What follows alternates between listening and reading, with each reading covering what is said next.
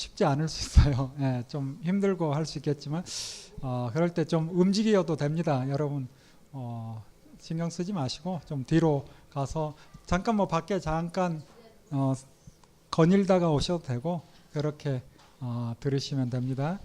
그리고 뭐 드시고 싶은 거 드셔도 되고요. 뒤에 가서 차 드셔도 되고 우리 교회처럼 막 이야기하네요. 좀 자유롭게 들으시고 잘 안 들리는 부분은 억지로 거기에 너무 신경 쓰지 마시고 쑥 지나가면서 우리가 창세부터 계시록까지 큰 그림을 지금 그리고 있으니까요. 자, 우리가 보고 있는 시대 지금으로부터 한 3000년 전 이야기를 하고 있는 거예요. 어느 시대? 다윗 시대, 사울 시대. 사울 왕 그리고 이어서 다윗 시대니까 우리가 이제 좀 쉽게 보면 이미 말씀드린 것처럼 성경은 쉽다 얇다 이야기했죠. 뿐만 아니라 하나님께서 이스라엘 백성을 삼삼한 땅에 들어가게 했는데 사사 죽을지만 했다. 그러나 오직 예수 그리스도로 말미암아 살 길을 또 제시해 주고 계시는데 자 그렇듯이 크게 한 5 인물 중심으로 보면 또 쉽습니다. 이 5 인물도 한 500년 주기로 활동했다. 이렇게 쉽게 좀 정리해도 괜찮아요. 그래서 하나님께서 이스라엘 민족을 부르시는데 하나님께서 가장 먼저 믿음의 조상 누구를 부르셨다? 아브라함을 부르신 거죠. 아브라함을. 그래서 하나님께서 아브라함을 부르시고 그 후손들을 통하여서 하나님의 나라를 이루고 하신 거예요. 그래서 이제 이스라엘 백성을 이끌어내는데 주도적으로 또 하나님께서 누구를 사용하셨다? 모세를 사용한 거죠. 모세를. 그래서 이제 가나안 땅에 들어갈 수 있는 기회를 만들고 가나안 땅에 들어가서 사사시대 400년 가까이 참 안타까운 일이 많았지만 그래도 하나님의 마음에 합한 왕, 이 삼삼한 땅이 정말 하나님의 나라, 하나님의 땅이 되기를 원해서 하나님의 마음에 합한 왕을 세우는데 그 왕이 누구다? 다윗이죠. 그러나 결국 죽을 짓만 계속 하는 것이고 결국 이제 곧 보겠지만 북쪽이 망하고 남쪽도 망합니다. 바벨론에서 이제 포로 생활을 하게 돼요. 그러다가 하나님께서는 그래도 포기하지 않고 이들을 이끌어내서 다시 말씀으로 세워보기 위해서 학사 누가? 에스라가 활동을 하죠. 이렇게 말씀으로 세워보려 하는데 됩니까? 결국은 안 돼요. 결국은 안 되니까 누가 오시는 거예요? 예수 그리스도 그분이 오시죠. 자 이렇게 우리가 하나님께서 이스라엘의 믿음의 조상 아브라함을 부르신 그때가 언젠가 지금으로부터 대략 한 4000년 전 4000년 대략 4000년 그래서 BC 2000년 BC 2000년에 누가 활동했다? 아브라함이 500년 후에 하나님께서 이스라엘 백성의 지도자로 500년 후에 BC 1500년에 누구를 불렀다? 모세를 부른 거죠. 그리고 삼삼한 땅에 들어가서 하나님의 나라를 세우기 위해서 하나님께서는 믿음의 사람 하나님의 마음에 합한 사람 그 사람을 BC 1500년에 모세를 불렀고 약 500년 후 BC 1000년에 누구를 또 부르신 거예요? 다윗을 부른 거죠. 다윗을. 결국 안 되고 안 되니 바벨론 포로 생활하고 바벨론 포로에서 돌아와서 다시 나라를 세우려 몸부림친 이 에스라가 모세로부터 대략 몇 년 후에 활동했다? 500년 후에. 그래서 에스라가 BC 500년. 안 되고 안 되니 500년 후에 누가 오신 거예요? 예수님이 오신 거죠. 그래서 오라는 500년 단위로 5명의 인물을 쭉 세워놓으면 우리가 지금 다윗 시대를 보고 있으니까 다윗 시대 이전 500년 전에는 누가 살았고 모세가 살았고 그 이전에는 아브라함이 있었고 다시 이제 다윗으로 와서 500년 후에는 결국 나라가 망하고 누구를 통해서 하나님이 다시 일을 하려 하시는 에스라가 등장할 겁니다. 결국 안 돼서 500년 후에는 또 누구? 예수님이 오시는 거죠. 이렇게 큰 그림을 머릿속에 집어넣고 성경을 보면 그렇게 어렵지 않게 큰 그림은 그려낼 수 있습니다. 자, 우리 지금 왕정 시대를 보고 있죠. 하나님께서 초대왕 누구를 세웠어요? 사울을 세웠죠. 근데 사울도 잘한 것도 있지만 전체적으로 봤을 때는 잘했다 잘못했다? 잘못했죠. 제사도 그냥 자기가 또 아말렉을 치라 하는데 또 자기 생각을 따라서 제사 지내겠다고 일부를 남겨두고 이때 사무엘을 통해서 하나님이 하시는 말씀이 뭐예요? 하나님은 제사보다 무엇을 원하신다? 순종을 원하시고 제물보다 내 말 듣기를 원한다. 이 사무엘의 말이 하나님으로부터 온 말씀인데 이 말씀이 나중에 보겠지만 선지서 선지자들의 전체 말이라고 보면 돼요. 형식적인 신앙생활 하나님께서 기뻐하신다? 아니라는 거예요. 하나님을 위해서 뭔가 남겨놨는데 그 남겨놓은 게 하나님의 뜻과 벗어난 행동이라면 그 재물 하나님께서 받으신다? 아니라는 거예요. 그 제사 받지 않는다는 거예요. 그래서 우리가 지금 이 시대에 놓치지 않아야 될 것이 무엇인가 하면 우리의 삶과 함께 예배가 함께 가야 되는 거예요. 똑바로 살기만 하면 예배 안 드려도 된다. 또 이렇게 또 엇나가면 또 이것도 잘못입니다. 반대로 교회에서 예배만 잘 드리면 되지 세상에서 사는 것은 다 똑같은데 이것도 잘못이에요. 이 두 가지를 우리가 놓치지 않고 바르게 해야 돼요. 그 이야기가 구약에 전체적으로 지금 펼쳐지고 있습니다. 자, 사울 잘한 것도 있지만 해서는 안 되는 잘못된 일을 통해서 하나님께서는 사울을 끌어내리죠. 그리고 누구를 세웁니까? 다윗을 세웁니다. 그래서 이제 다윗의 통치가 사무엘하 전체에 기록되고 있는데 우리 사무엘하 특별히 7장을 한번 가서 봅시다. 하나님께서 다윗에게 하신 말씀, 아주 중요한 말씀이 7장에 기록되고 있는데 이때는 이제 다윗이 왕으로 세워져서 어느 정도 안정을 누리고 있을 때입니다. 그러면서 다윗이 어떤 생각을 하는가? 나는 이렇게 평안하게 궁에 있는데 언약궤, 하나님의 말씀이 담긴 그 언약궤, 법궤, 그걸 보니 어디에 있어요? 텐트 가운데, 휘장 가운데 있는 거예요. 이게 이제 마음이 편치 않았나 봐. 그래서 다윗이 내가 하나님을 위해서 무엇을 지어야 되겠다. 무엇을? 집을 지어야 되겠다. 무엇을? 신전을 지어야 되겠다. 이런 생각을 가져요. 괜찮은 생각이죠. 네. 다윗이 얼마나 어려운 생활을 겪었어요. 우리 다 알고 있으니까 그냥 지나왔지만 잘못도 없이 10년 도망자 생활을 했잖아요. 그 어려운 과정들을 다 이겨내고 지금 왕으로 등극해서 통일 왕국을 이루었어요. 이때 이제 다윗은 이 모든 것이 누구의 은혜라? 하나님의 은혜라. 내가 하나님을 위해서 뭘 할까? 이런 마음을 가졌어요. 이렇게 마음만 먹었는데 하나님께서는 나단이라는 선지자를 통해서 무슨 이야기를 하는가? 우리 7장 뒷부분을 좀 볼까요? 14절, 13절을 먼저 볼까요? 12절 같은 경우도 내가 너의 몸에서 날 너의 씨를 너희 뒤에 세워 그의 나라를 견고하게 할 것이다 라고 이야기하고 있죠. 자, 이 말이 다윗에게는 굉장한 힘이 됐을 거예요. 왜? 사울의 후손으로 왕권이 이어지지 않았잖아요. 근데 지금 하나님께서는 다윗에게 무슨 말을 하는가? 너 다음에 너의 아들이 왕으로 세워질 거라는 거예요. 고대 사회에 이 후손을 통해서 계속 왕권이 이어간다. 이것처럼 중요한 것이 없죠. 하나님께서 미리 약속을 합니다. 뿐만 아니라 13절에도 그가 내 이름을 위해서 성전, 집을 건축할 것이고 나는 그의 나라 왕위를 언제까지? 영원히 견고하게 하겠다. 놀라운 말씀하시죠. 사실 하나님은 더 멀리 내다보시는 거예요. 하나님의 나라를 보시는 거예요.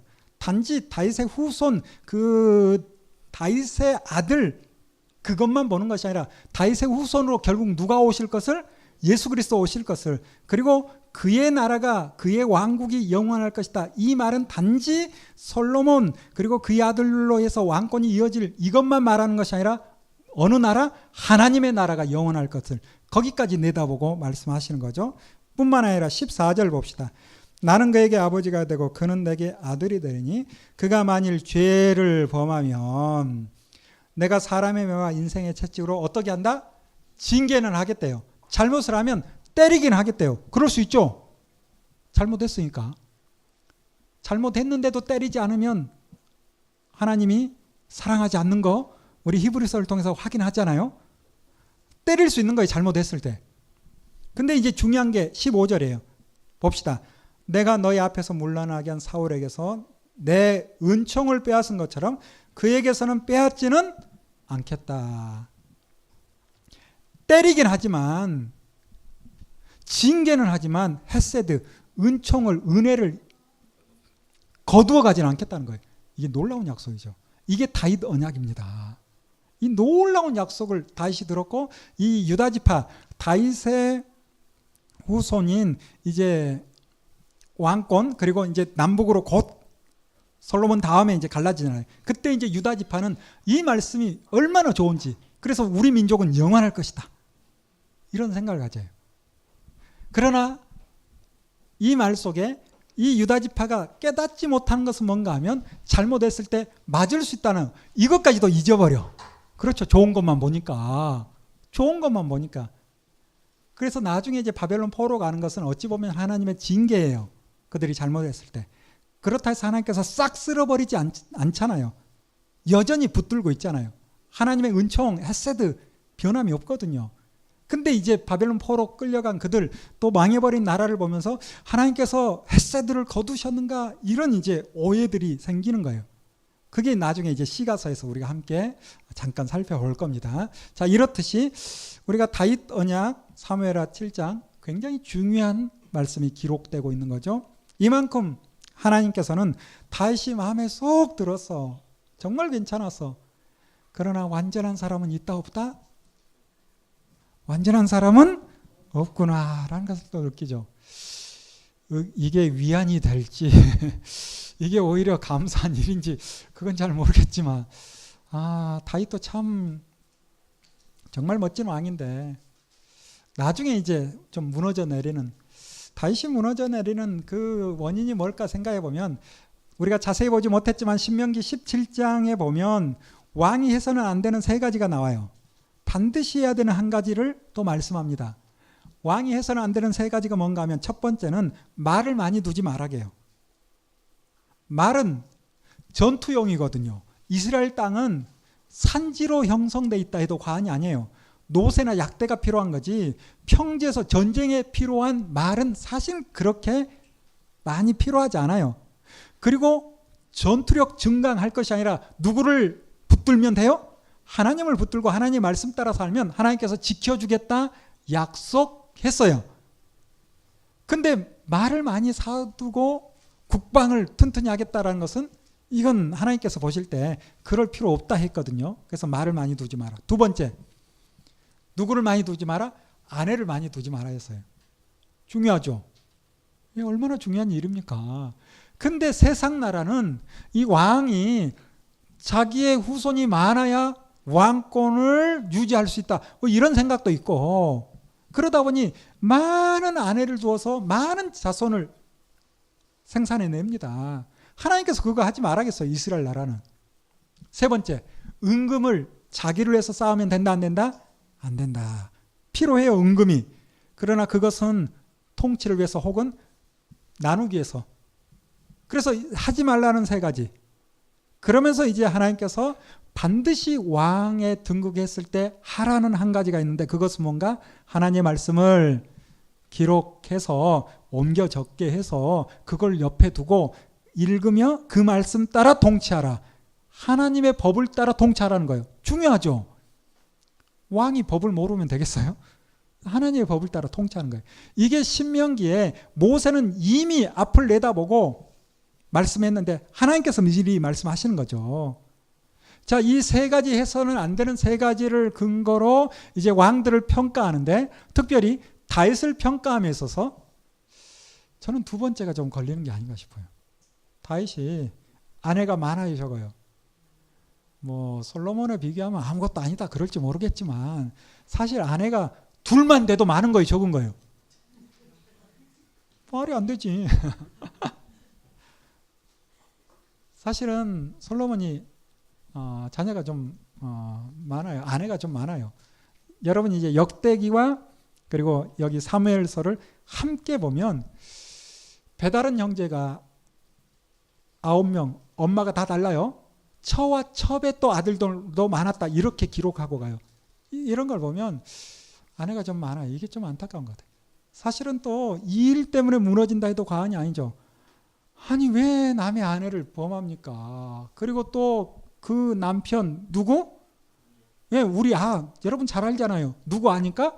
우리 아잖아요, 우리 아. 우리 알을 죽게 만들잖아요. 그리고 취하잖아요. 물론 솔로몬이 태어난 건 하나님의 뜻이 있겠다 싶겠지만 그렇다 해도 그건 바람직하지 않고 그 일로 인해서 어려움을 겪고 뿐만 아니라 배다른 형제끼리 암논이 또 다말을 범하고 그걸로 인해서 또 배다른 형제 동생인 압살롬이 암논을 죽이고 그러면서 압살롬이 또 반란을 일으키고 이런 일들이 이 다윗 때 다윗 노년에 그대로 이어져요. 참 안타까운 일이죠. 정말 잘한 것도 많은데 이런 안타까운 역사가 왕정시대 사무엘하 뒷부분에 펼쳐집니다. 그렇다 할지라도 다윗의 멋진 것은 무엇인가? 자기의 죄를 깨닫고 철저하게 회개하는 거예요. 이건 정말 멋진 거예요. 심지어 압살롬에 의해서 도망자의 삶을 어쩔 수 없이 왕궁을 비울 때 시므리가 혹은 또 시바가 아유 발음도 안 좋아. 이 악한 놈들이 와서 다윗을 얼마나 욕하고 이 시므리가 다윗이 그만큼 잘못하지 않았는데 그 이상 막 저주를 퍼붓고 그래요. 우리 같으면 힘이 있으니까 어떻게 할까요? 이양 이런 몸 내가 저놈 죽이고 그럴 것 같은데 다윗은 어떡합니까? 아니요. 그냥 묵묵히 그 욕을 다 그러면서 한마디 멋진 말을 하죠. 내가 잘못한 건 사실이고 내가 잘못한 것보다 더 벌을 받으면 그것 때문에 하나님께서 나를 불쌍히 여기시고 나를 회복시키지 않겠느냐 이렇게 이야기해요. 그래서 여러분이 잘못한 것보다 더 벌을 받는 것은 오히려 복받는 기회일 수 있어요. 괜찮죠? 좀 어렵긴 하지만 그런 거 보면 교회에서 싸울 일 전혀 없죠. 네. 뭔가 오해 사고 부당하게 무슨 말을 만들어내고 나를 이상한 사람 만들면 오히려 복받을 수 있는 기회다. 할렐루야.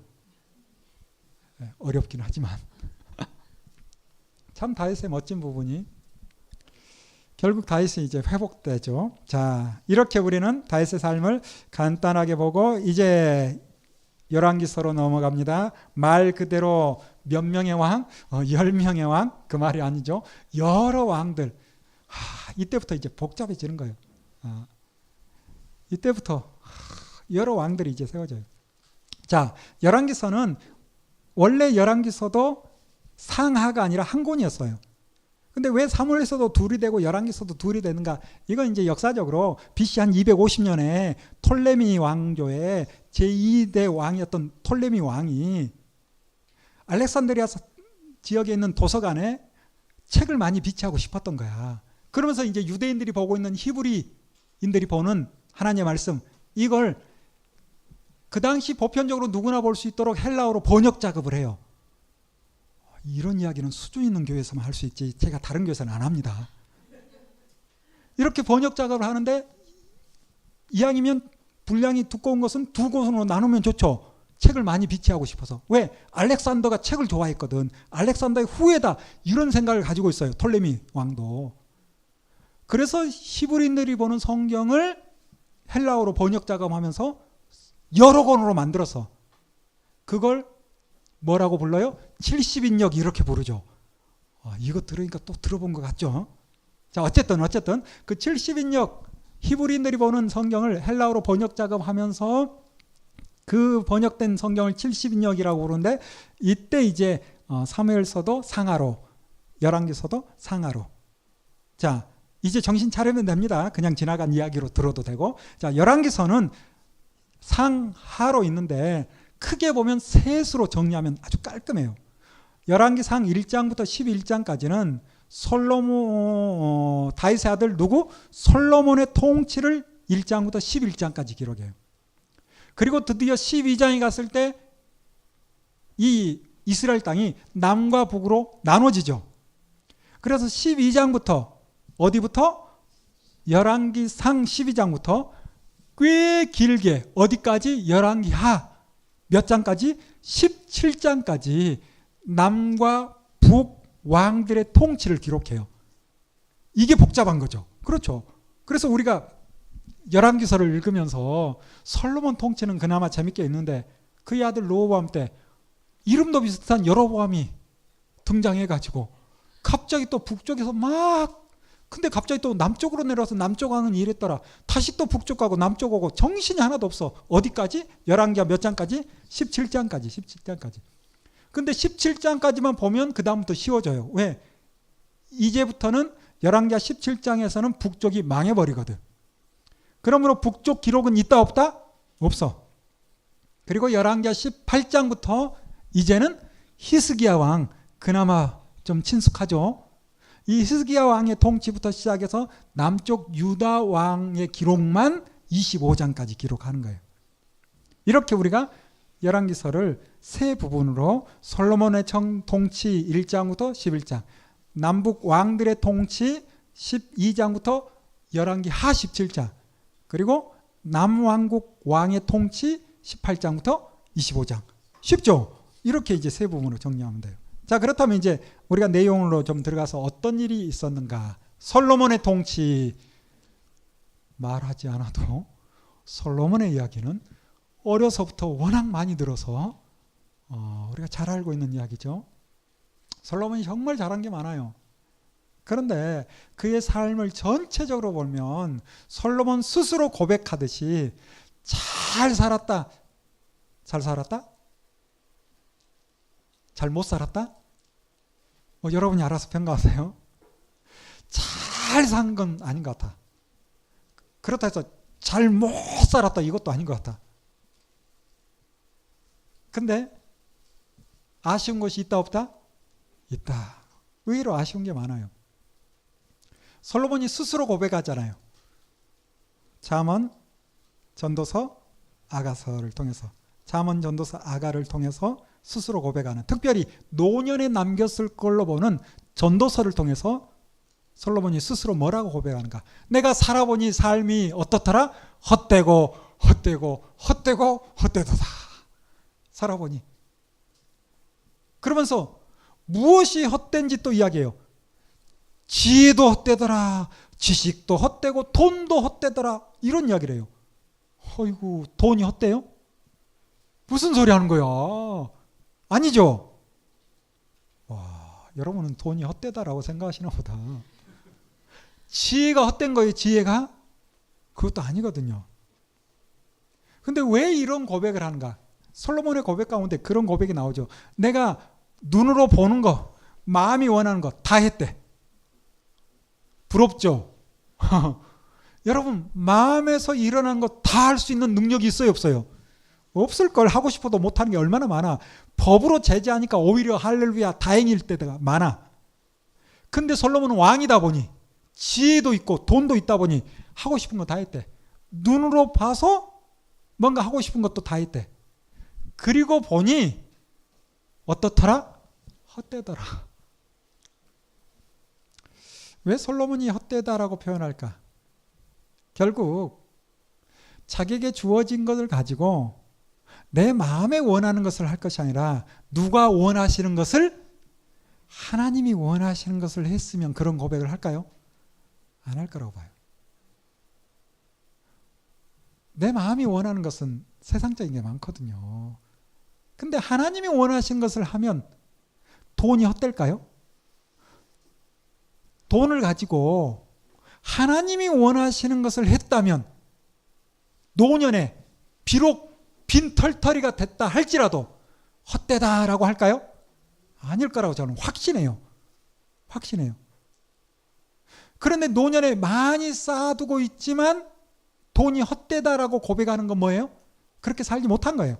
돈을 다르게 사용하지 못한 거예요. 자, 지혜는 또 누가 줬나요? 실은 하나님이 주셨잖아요. 우리 잘 아는 것처럼 솔로몬의 지혜. 그런데 그 지혜를 가지고 마음이 원하는 거 해서 헛될까요? 헛되지 않을까요? 지나고 보니까 헛된 거예요. 나를 위해서 사용했으니. 하나님의 뜻을 따라 사용했으면 헛된 게 없거든요. 지식도. 무엇 하나. 근데 솔로몬이 좀 아쉽게 잘못한 게 많은가 봐. 근데 솔로몬이 자기 고백이기 때문에 우리가 너무 까지 맙시다. 그렇게 잘못 안 했을지 모르는데 자기 자신을 낮추고 하나님을 높였을 가능성도 있어요. 가서 만나서 제가 그런 이야기 했다 그러면 안 됩니다. 제가 반드시 뒷이야기도 했으니까 뭐 우리가 솔로몬과 비교하면 누가 나을 것 같아? 그렇죠? 갑자기 할 말 없죠. 예. 하나님께서 솔로몬에게 기대한 게 크셨다, 저는 그렇게 봅니다. 자, 출애굽을 하게 하신 이유, 그리고 가나안 땅에 들어가게 하신 이유는 뭔가? 그 가나안 땅이 첫 시간에 말씀드린 것처럼 아프리카와 유럽과 아시아의 통로와 같은 그 길목에 자리 잡고 있잖아요. 그래서 여러 민족이 그 땅을 지나다녀야 돼요. 그래서 그 땅이 하나님께서는 세상 나라와 다른 어떤 나라? 하나님의 나라로 그 땅을 세우신 거예요. 그래서 출애굽을 하게 한 것이고 가나안 땅 들어가게 한 거예요. 그들이 가나안 땅 들어가서 하나님의 법을 따라 살면 그 법이 통용되는, 하나님의 법이 통용되는 하나님의 나라예요. 그러면 주변 나라가 보고 깜짝 놀라는 거예요. 왜? 주변 나라에서는 그와 같은 법을 따라 사는 나라가 없어. 그 땅 가보니까 너무 좋은 거예요. 어떤 나그네가 그 땅 가서는 먹을 게 있거든.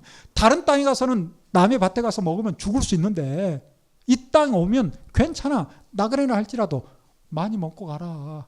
대신 따가지는 뭐 어떤 사람은 좀 가져가 싸줬을지도 몰라. 그만큼 멋진 땅, 가나안 땅 이스라엘. 그래서 모든 민족, 등 돌린 민족이 하나님을 알고 돌아오기를 바랬던 거예요.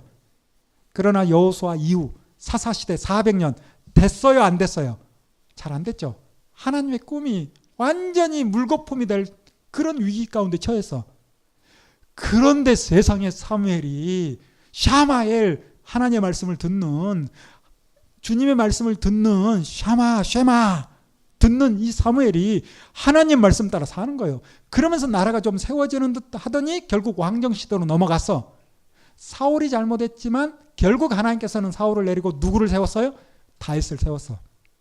그러나 다윗은 하나님의 나라를 직접적으로 세우기 앞서서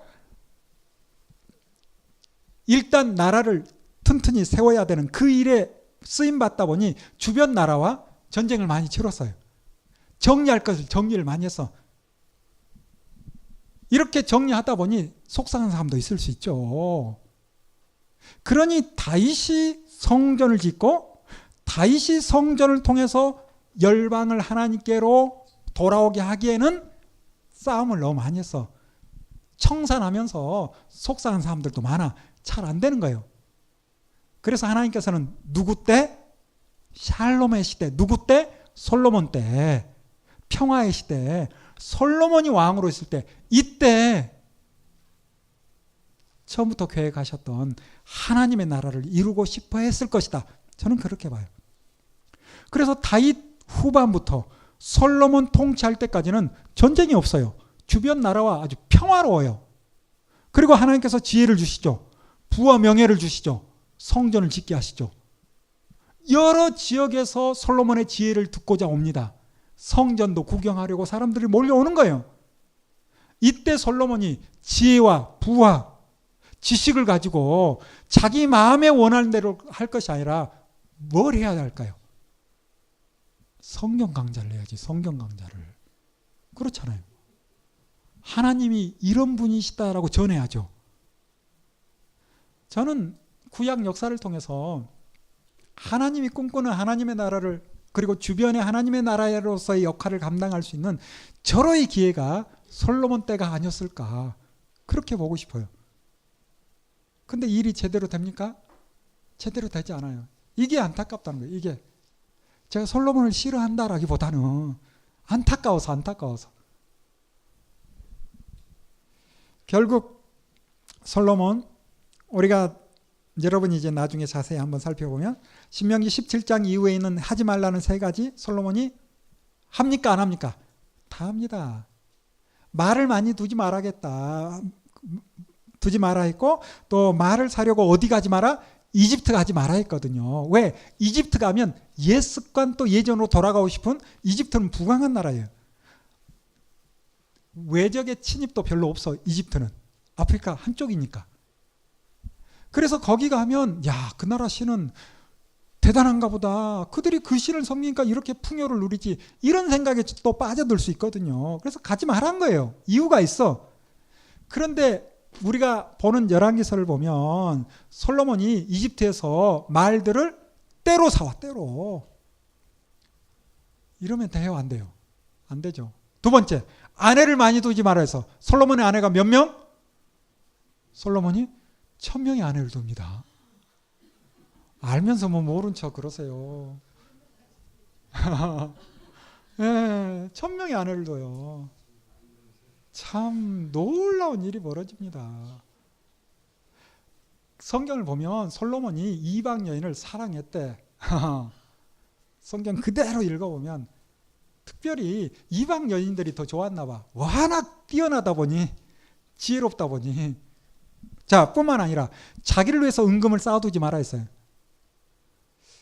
성경에 분명하게 솔로몬 때 어떤 일이 있었다 쭉 기록하는데, 예루살렘 유다 지파에는 그냥 백향목이 뽕나무처럼, 돌멩이가 은처럼, 잘못 이야기했죠? 은이 돌멩이처럼 흔했다 이렇게 기록하고 있어요. 문제는 다른 지파 그들에게도 분배가 제대로 됐을까요? 이건 숙제야. 잘 모르겠어. 히람 왕이 도움을 줬어요. 이때 은금을 자기 위해서 쌓지 않았다면 대가 지불을 제대로 했을 텐데, 성경대로 보면 황무지, 쓸모없는 땅, 가불이라고 불러요. 그런 땅을 주니까 히람 왕이 됐어, 나 그런 거 있어 하고 안 받아. 솔로몬을 위해서 대단한 일을 많이 했거든. 왕궁과 성전 짓는데 한 20년을 수고했어요. 그러면 대가 지불을 해야죠. 근데 성경대로 보면 제대로 하지 않은 것 같아, 솔로몬이. 자, 이런 이제 연유 가운데 12장에 가서 드디어 솔로몬은 죽고 그의 아들 르호보암이 세워지죠. 이때 이제 북쪽의 10지파가 연합을 하잖아요. 함께 뜻을 모아서 르호보암 왕 앞에 몰려오잖아요. 그러면서 뭐라 합니까? 당신 아버지처럼 정책을 펴면 된다, 안 된다? 안 된대. 더 이상 건축 그만합시다. 왜 그럴까? 저는 이렇게 보고 싶어요. 20년 동안 건축 사업을 했는데 그 일에 동원된 다른 지파 사람들에게는 제대로 대가 지불을 하지 않았을 가능성, 저는 그렇게 보고 싶어요. 그러니까 하지 말자는 거지. 여러분, 일자리가 넘쳐나고 수익이 창출되면 계속 할만해요, 안 해야 돼요? 할만하죠. 근데 일은 많이 했는데 유다 지파는 펑펑 여유 있고 한데, 지방 그 사람들은 먹고 살기 힘들면 그만하자 그러는 거죠. 근데 르호보암이 말을 들어요, 안 들어요? 안 듣죠. 그래서 여로보암을 중심으로 해서 이제 10지파가 나라를 세웁니다. 이때부터 이제 우리가 복잡해지는 거예요. 자, 그런데 이제 문제는 뭔가, 이 북이스라엘 왕조가 세워지는데, 이 북이스라엘 왕조가 여로보암부터 시작해서 호세아까지 총 19명의 왕이 세워져요. 이 기간이 209년밖에 안 돼요. 대략 200년. 근데 여러분 생각해 보세요. 칼 써놨죠? 칼칼하죠? 네. 칼, 무슨 말입니까? 칼로 정권을 쟁취했다는 거예요. 자, 200년의 역사 가운데 여로보암 빼고 칼이 8번 나와. 그러면 그 전에 왕권을 가지고 있었던, 또 그 권력 주변에 있었던 사람들은 어떤 일을 당할까요? 대부분 다 죽습니다. 200년 어간에 8번이면 30년도 안 되죠. 한 왕조가 평균적으로. 그때마다 쿠데타가 일어나는 거예요. 반란이 일어나는 거예요. 그리고 정치 일선에 있는 사람들은 다 죽는 거예요. 대부분 다. 이런 시대를 살아갑니다, 북이스라엘이. 여러분, 그때 우리가 살지 않은 게 얼마나 감사한지. 그렇죠. 여러분, 똑똑하고 지혜로워서 정치 일선에 나가도 될 만한 사람들 같은데, 나가면 어떻게 된다? 왕의 아들로 태어났다고 자랑할 수 있다, 없다? 없어요. 언제 죽을지 몰라. 끊임없이 그래요. 왜 이런 일이 벌어집니까? 하나님을 떠나서 그런 거예요. 하나님을 떠나서. 사실 하나님께서 여로보암을 통해서 뭔가 해보려 하셨죠, 성경을 보니. 근데 여로보암이 하나님의 은혜를 입었으면 하나님의 뜻을 따라 해야 되는데, 왕 되자마자 이 여로보암이 또 엉터리 짓을 해요.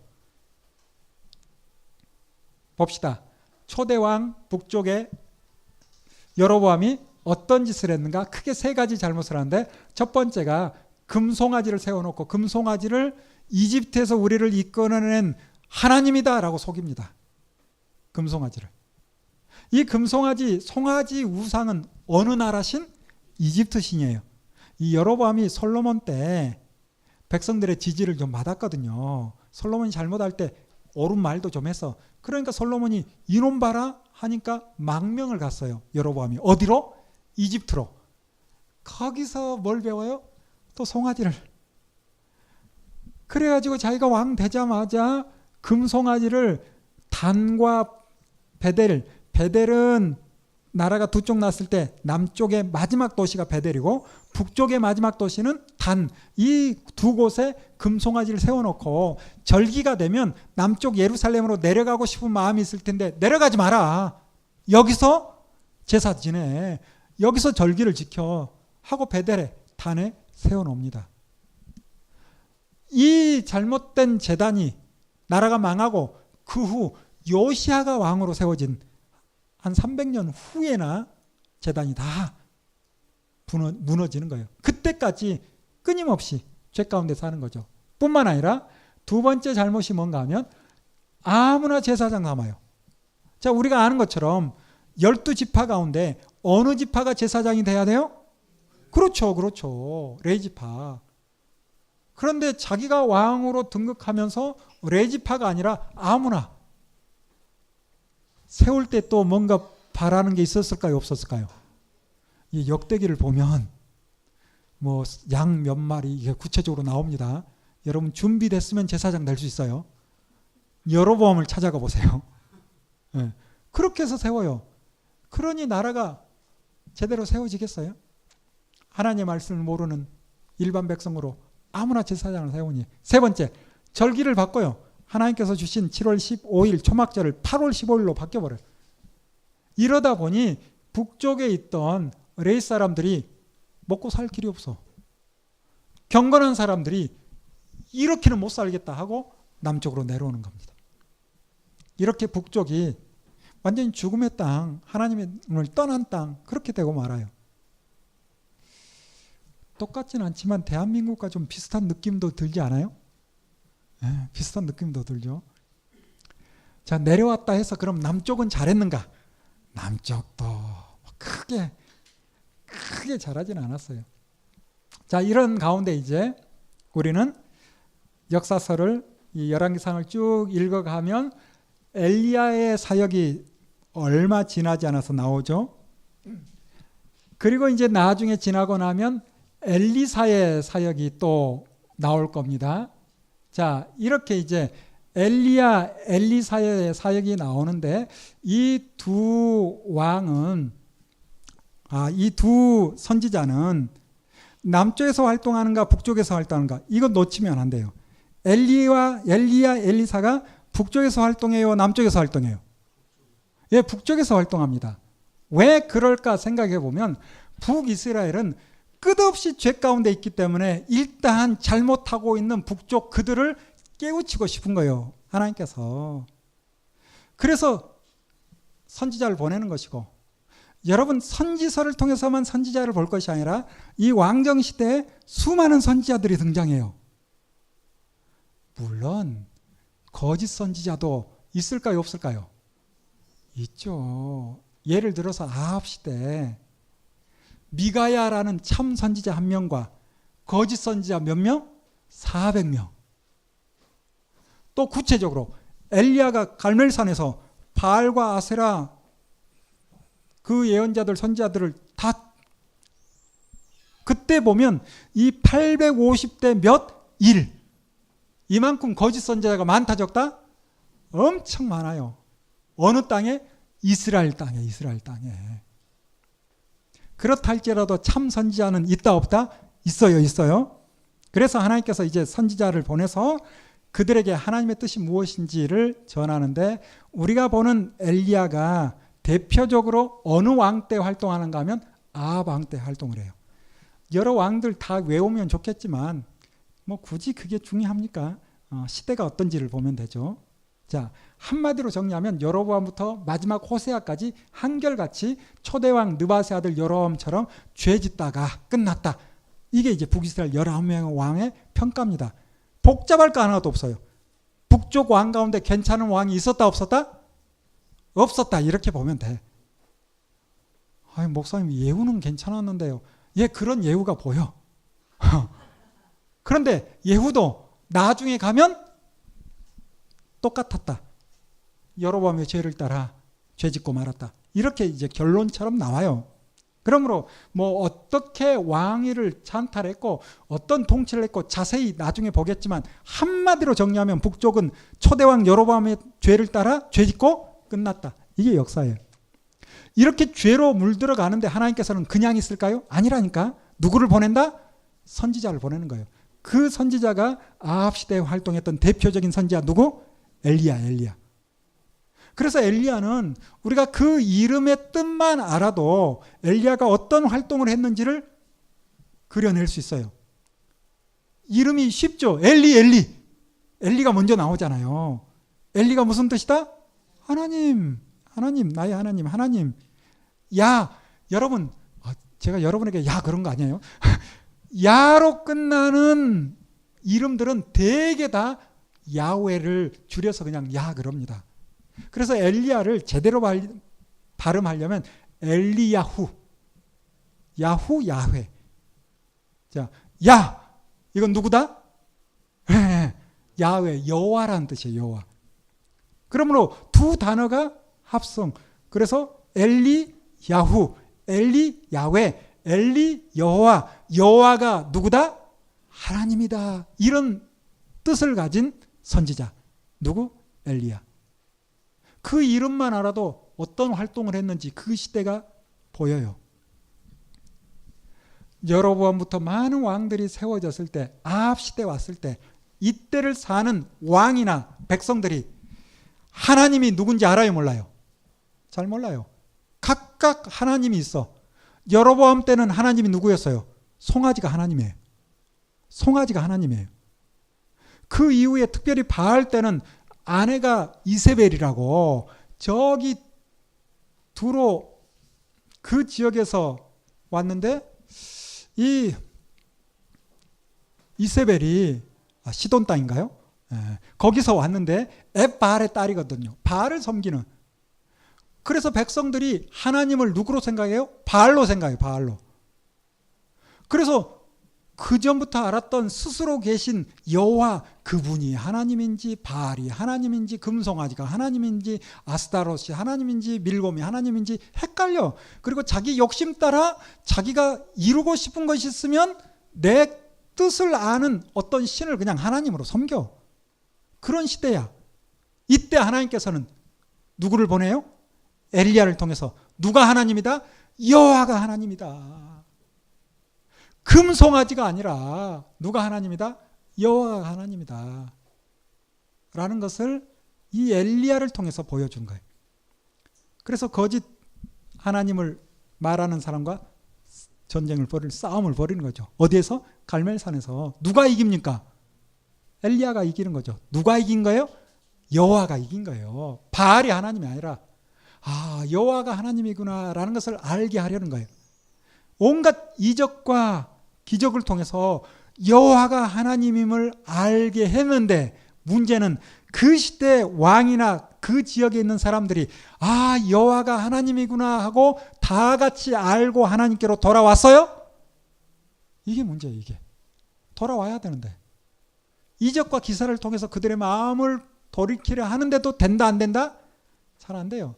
자기 욕심으로 꽉 들어차면 뭔가 신기한 일이 있어도 잘 몰라. 뿐만 아니라 귀신도 신기한 일을 할까요? 못할까요? 귀신같이 합니다. 여러분, 하나님만 능력이 있는 것처럼 생각하면 안 돼요. 영적 세계에 대해서 이해를 해야 돼요. 사람이 만들어놓은 우상에 누가 붙어서 장난친다? 귀신이 붙어서 장난친다니까. 그러니까 정말 귀신이 어떤 능력이 있는 것처럼 거기서 빠져나오지를 못하는 거예요. 그러나 어느 순간 하나님께서 갈멜산 그곳에서 있었던 것처럼 귀신의 장난을 그만 멈춰 하면 귀신이 장난하지 못하는 거예요. 그러면 누가 진짜 하나님인지 보여주는데 분별할 수 있는 능력이 안 되니까 엘리야후 여호와가 하나님이시다라고 외치는데 진짜 하나님을 외치는지 엘리야후 엘리야를 외치는지 헷갈리는 그런 장면이 갈멜산에서 벌어져요. 그 후에 하나님께서는 아합이 죽고 그의 아들 여호람이 왕으로 있을 때 이 엘리야의 제자인 누구를 또 보내시는가? 엘리사를 보내요. 엘리라는 말은 하나님이죠. 사는 구원하신다. 이사야, 이사, 이게 사예요. 사. 이사야, 야후, 야훼가 구원하신다. 이사야의 이름의 뜻은 이거고, 엘리사, 하나님이 사 어떻게 하신다? 이사 구원하신다. 바알이 우리를 구원하는 것이 아니고 송아지가 우리를 구원하는 것이 아니라 누가? 하나님이 우리를 구원하신다. 그런 이름의 뜻을 가지고 엘리사가 열심히 활동을 합니다. 엘리사가. 근데 문제는 이스라엘 사람들이 하나님께로 돌아옵니까? 돌아오지 않아요. 이런 역사가 북이스라엘 역사예요. 이런 가운데 이제 남쪽에도 이런저런 일이 쭉 일어나면서 드디어 이제 우리가 어디까지 가서 봐야 되는가? 열왕기하 15장부터 보면 특별히 16장, 17장을 통해서 어떻게 이제 북쪽이 멸망하는지 그걸 좀 봐야 돼요. 자, 우리 가봅시다. 어디로? 자, 지도를 통해서 한번 봅시다. 이제 북쪽이 어떻게 망하는지 열왕기하 16장까지 벌써 와버린 거예요. 여러분이 잘 따라오고 있죠. 자, 16장까지 왔어요. 이때는 대략 주전 한 750년, 대략 한 750년쯤 된 겁니다. 자, 이때 이제 무슨 일이 있는가? 역사 가운데 어떤 일이 벌어지고 있는가를 우리가 살펴볼 거예요. 이때 열왕기하 16장 보는 것처럼 남쪽에는 아하스라는 왕이 세워져 있어요. 아하스. 그리고 북쪽에는 베가라는 왕이 있어요. 베가 다음에 마지막 왕이 호세아죠. 자, 베가라는 왕이 있어요. 그때 이제 이 더 위쪽으로 하면 아수르라는 큰 나라가 있어요. 우리가 곧 보겠지만 요나라는 선지자가 사실은 니느웨 성에 가서 외쳤거든요. 그러자 그들이 회개하고 돌아와요.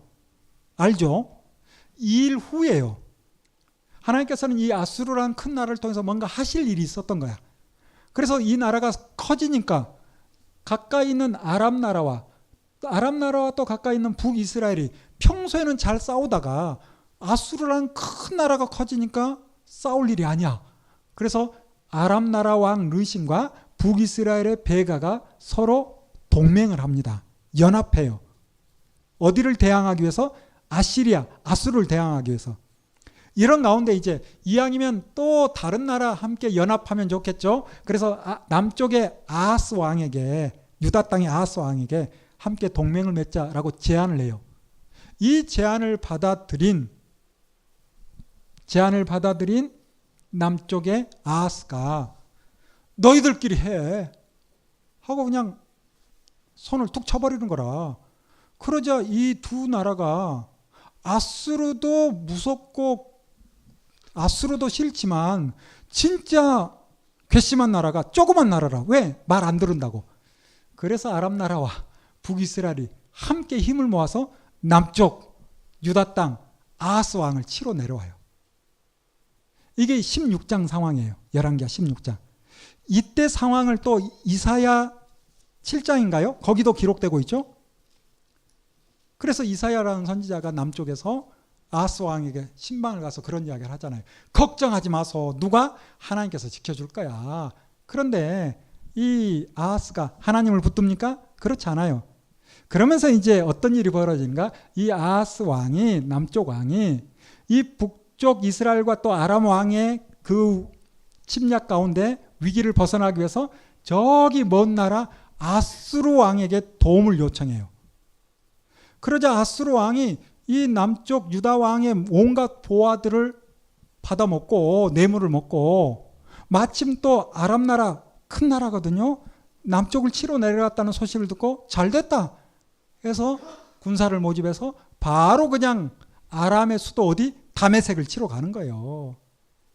이렇게 다메섹을 치러 내려오자 그때 이제 아람 왕 르신이 깜짝 놀래가지고 지금 우리가 유다와 전쟁을 치를 것이 아니라 이 조그만 나라가 중요한 것이 아니라 우리 나라가 망하게 생겼구나 하고 말을 돌려서 다메섹으로 와. 그렇지만 아수르의 힘 앞에서 아람 왕 르신이 제대로 싸워보지도 못하고 그냥 한 번에 그냥 끝장납니다. 이게 BC 732년에 아람의 멸망이에요. 세계사에 아주 중요한 아람의 멸망. 이때 아람의 멸망뿐만 아니라 어느 나라까지 북이스라엘까지 아수르의 손에 넘어갑니다. 그래서 베가가 죽어요. 이때 또 눈치 빠른 호세아가 선지자 호세아 말고 마지막 왕 호세아가 눈치 빠른 호세아가 바로 아수르의 편에 들면서 베가를 죽이고 아수르의 힘에 의해서 자기가 왕으로 등극해요. 이게 16장 상황이에요.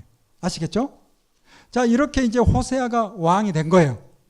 그러더니 자기가 왕 돼서 몇 년 통치하다 보니까 이 아수르 눈치 보는 게 좀 싫은 거라. 이제 왕이 되고 나니까. 그러면서 자연스럽게 자기의 왕권을 강화하기 위해서 어느 나라의 등을 기대는가? 이집트에게 도움을 요청하는 거예요. 이집트. 왜? 이집트는 가깝기도 하고 끊임없이 이스라엘 사람들은 이집트에게 도움을 요청하려 해요. 근데 하나님께서는 뭐라 합니까? 이집트나 아수르나 큰 나라 바라보지 말고 누구 바라봐? 나만 바라봐, 나만 바라봐 그래요. 하나님은. 근데 이스라엘 백성은 하나님이 무슨 힘이 있어요. 또 이런 거야. 참 어려운 문제죠. 어려운 문제입니다. 결국 호세아가 배반을 해요. 그래서 아수르를 배반하고 이집트 쪽으로 기우니까 이 아수르 왕이 이것들 봐라. 그리고는 이제 북이스라엘 치로 내려오는 거예요. 그래서 열왕기하 17장에 보는 것처럼 몇 년 동안? 3년 동안 사마리아 성을 에워쌉니다. 그 안에서 사람들이 죽어나가는 거예요. 자세히 기록하진 않지만 그때 성 안에서 무슨 일이 벌어질까요? 예전에 먹어본 경험이 있어. 누구를? 자식을 삶아 먹었을 거야. 예전에 아람 나라가 사마리아를 공격했을 때 자식을 삶아 먹잖아요. 실제 또 레위기 26장에 보면 너희들이 끝내 내 말을 듣지 않으면 결국 무슨 일도 있을 것이다? 자식을 삶아 먹는 일이 있을 것이다. 하나님께서 미리 내다보고 경고한 거죠. 먹어도 된다 이 말이 아니라 결국 돌아오지 않으면 나라가 망할 것이다 라고 경고했어요. 끝내 말 듣지 않다가 이 북이스라엘은 3년 에워싸이는 동안 성 안에서 끔찍한 일이 벌어질 거예요. 결국은 아시리아에서 이 사마리아 성이 완전히 무너져 내립니다. 함락돼요. 그러면서 이제 17장을 보면 거기 있는 사마리아 성에 괜찮은 똑똑한 사람들 다 끌어다가 아시리아의 여러 도시에 다 흩어버려요. 왜 그럴까요? 다시는 배반하지 못하도록. 그리고 여러 지역에 있는 사람들을 사마리아 성으로 이주시켜요. 그래서 그들이 이제 그 땅의 주인이 되고 그들이 사마리아 성에 살고 있는 사람들을 종처럼 부려요. 이러면 이제 사마리아는 북이스라엘은 완전히 누구 땅이 된 거예요? 아시리아 땅이 되고 말아요. 이게 민족 말살 정책을 펴는 거예요. 혼혈 정책을 통해서. 아수르가 너무 심하게 했죠. 맞아요.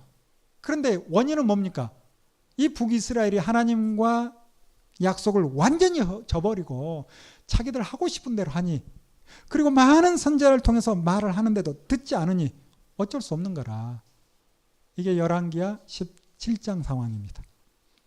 자, 우리가 이제 성경을 배열된 순서로 보는 것이 아니라 연대순으로 좀 봐야 될 필요가 있는데 왜냐하면 첫 시간에도 말씀드렸듯이 자, 또 듣는 거니까 이번엔 더 잘 들릴까요? 자, 무슨 이야기를 하려는가 하면 우리가 성경 구약만 보면 39권이죠. 창세기, 출애굽기, 레위기, 민수기, 신명기 5권이 율법서에서 먼저 배열되어 있죠. 그 다음에 이제 여호수아부터 어디까지? 에스더까지 역사서 12권이 있어요. 그리고 시가서, 욥기, 시편, 잠언, 전도, 아가 5권이 역사서 다음에 있어요. 그리고 마지막 아가부터 넘어서 이사야부터 어디까지? 말라기까지 17권의 선지서가 제일 뒤에 있어요. 자, 우리가 아는 것처럼 시가서가 역사가 다 끝난 다음에 누군가가 찬양을 하고 탄식을 하고 그걸 남겨놨을까요? 그건 아니죠. 또 하나. 선지자가 선지서를, 예언자가 예언서를 남기는데 17권의 예언서가 역사가 다 지난 다음에 하나님의 말씀이 이렇다 남긴 게 아니잖아요. 그런데 우리가 보는 성경은 주제별로 되어져 있어요. 이게 큰 무리가 없긴 하지만 그래도 우리는 이 선지자들이 어느 시대에 활동했는지 그 시대로 좀 끌어와서 보는 것도 괜찮은 공부법이다. 그래서 이제 우리가 이 선지서를 앞으로 좀 끌어올 겁니다. 지난주에 보고 또 보니까 좀 낫죠? 낯설지 않죠? 일단은. 네, 낯설지 않죠? 사실은 구약이 좀 정리됐다 이 말은 선지서가 정리됐다라는 말과 똑같다 해도 과언이 아니에요. 역사서는 쭉 읽어가면서 그렇게 어렵지 않게 읽어가요. 물론 읽은다고 해서 다 하는 건 아니지만 뭐 여러분이 어떻게 들을지 모르겠지만 여러분 평생 신앙생활해도 이렇게 강좌를 통해서 듣지 않으면 큰 흐름을 잘 모르고 그냥 쭉 읽기만 했을 가능성이 있다 없다? 사실 있거든요. 있어요. 실은 저도 그랬고 저도 평생 정말 열심히 성경 읽었는데 그냥 모르고 읽었어요. 모르고. 그리고 나중에 이제 알고 보니 이런 말씀도 있었구나. 이게 참 많이 나오더라고요. 이게 진짜 중요한데 이걸 놓쳤구나. 참 많이 나오더라고요. 그래서 설명이 필요한 거예요. 자, 선지서. 우리가 선지서를 좀 쉽게 보면 좀 쉽게 정리할 수 있어요. 말씀드린 것처럼 묶음으로 보면 쉽다 어렵다? 좀 쉽습니다. 묶음으로 보면. 그리고 선지서의 내용도 큰 틀에서 이런 내용이다라는 것을 미리 알고 읽어가면 쉽다 어렵다? 조금 더 쉬워요.